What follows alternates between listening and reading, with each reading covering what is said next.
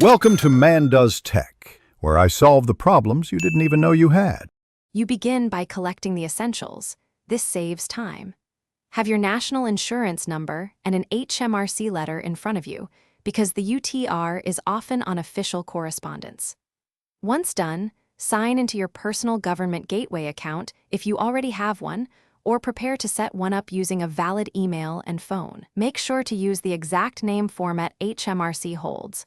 Mismatches cause delays, so check your birth name and any recent changes.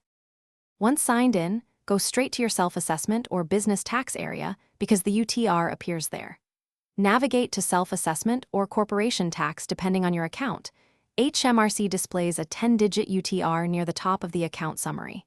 If you don't see it, open recent tax returns or view your account documents, since scan letters often contain the number.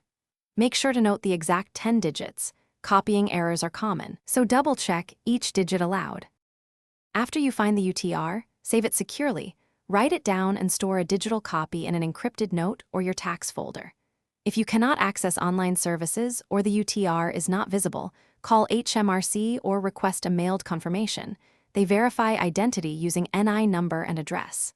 Make sure to allow up to 10 working days for postal delivery. Troubleshooting tip: if HMRC rejects your identity, recheck name format, and provide a recent utility bill. Thanks for watching. If you found this helpful, don't forget to like and subscribe.